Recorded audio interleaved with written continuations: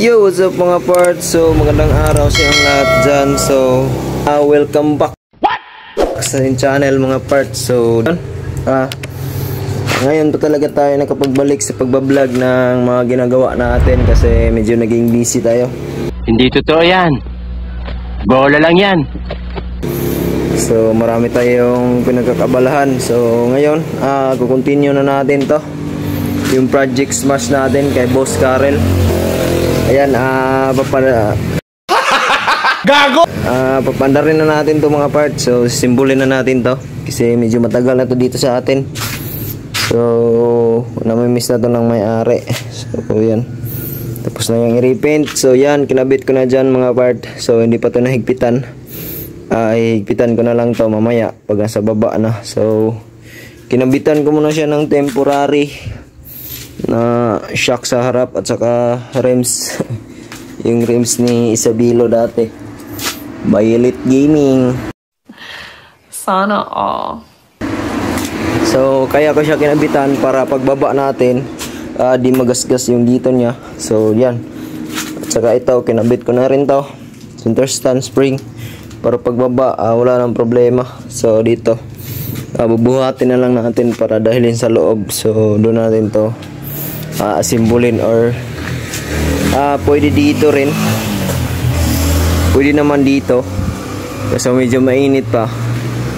So, yan. Tirik yung araw. So, kailangan natin paupahin yung init muna. At itatransfer natin to para walang abala dito sa area natin. So, yan. Baba na lang natin yung mga parts. So, bababa ko muna to. Tapos, update ko kayo mamaya. So, para diretso-diretso na yung trabaho natin. So, yun. Update ko lang kayo mamaya mga parts. So, ibababa ko muna to at ayusin yung forma para goods na. Wala nang problema. So, tara, let's go. A few moments later. So, ayan na mga part. Nakabit na natin tong dito niya. Yung para lock niya sa kanyang upuan. So, yan. Lagyan na natin siya ng cable ties. So, dyan naman yan. At saka next na ikabit yung harness niya mga part. Ito ang ikakabit natin next. So, lilinisan ko muna yan para matanggal yung mga dumi-dumi, mga alikabok. Kasi grabe sobrang dumi. Para malinis naman tignan at walang problema. Hindi totoo yan. Bola lang yan. Kumbaga walang mga molds sa kanyang mga wirings para safe tayo. So, tara, linisan ko muna to mga part. So, di ko na lang ipakita sa inyo kasi wala talaga tayong taga-video mga part. Sobrang hirap. So, kaya kailangan natin ng tiis-tiis talaga tayo. So, yun mga part, linisan ko muna to. So, mamaya.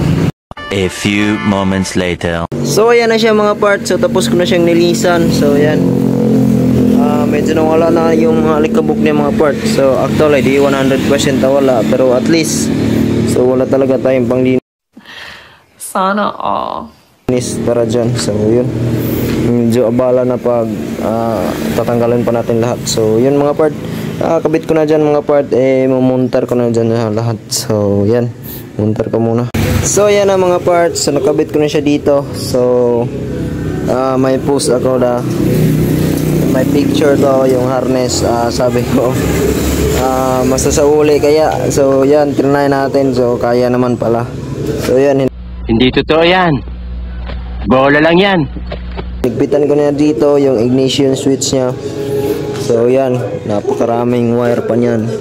So, try pa natin yan kung may babalik mo natin. So, joke lang. Ako nang bahala dyan. So, ito, di ko pa ito higpitan kasi tinry ko pa kung ano ang bolt na para dito talaga. Saka ito, goods na yan. Goods na yan dyan. So, niglagyan ko na siya ng new box mga parts. So, para all goods, nigpitan ko na rin yan. So, ito, dito lang to. Lalagyan ko to ng gas tank. So, gas tank, tas doon tayo mag-go-off kasi medyo mataas na ating video. Gas tank plus kong ikabit. So, kukunin ko muna. So, para makabit natin yung gas tank at linisan ko muna siya. So, tara mga part. Let's go. So yan na siya mga part. Ito na yung gas tank, naikabit ko na siya.